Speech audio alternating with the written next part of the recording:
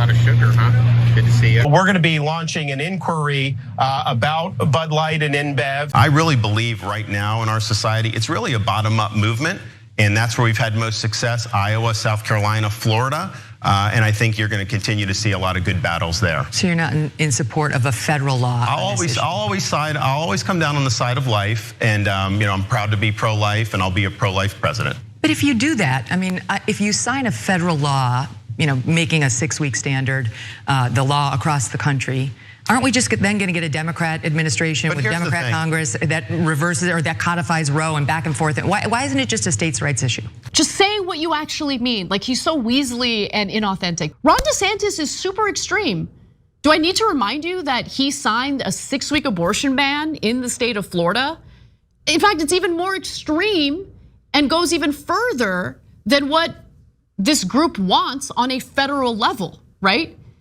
And that's the thing. These are people who want to force the religious conservative will onto the rest of us, okay?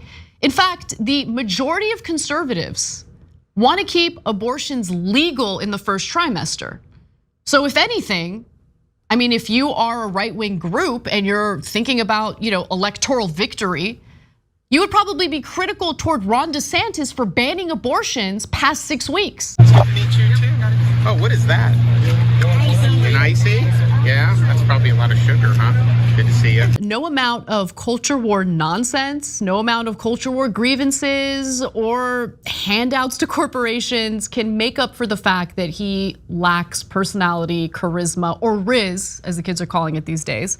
And that's a big problem for Meatball Ron. And it could be something that leads to a derivative lawsuit filed on behalf of the shareholders of the Florida pension fund, because at the end of the day, there's got to be penalties for when you put business aside to focus on your social agenda at the expense of hardworking people.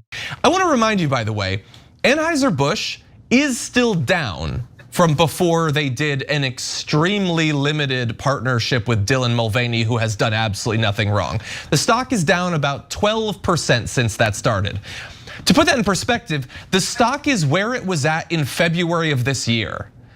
But the fact that it's 12% down, specifically because of the advocacy of people like Ron DeSantis, he thinks that the company can be sued. That basically they're gonna turn go woke, go broke into a legal strategy going forward.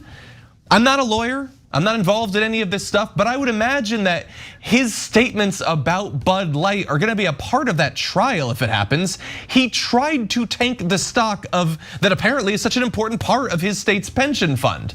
But this is what he's doing. I don't know if this is the solution to the problems he's having in his attempt to take down Donald Trump, or maybe he's already sort of kissed that goodbye and he's just trying to reassert his popularity inside of Florida.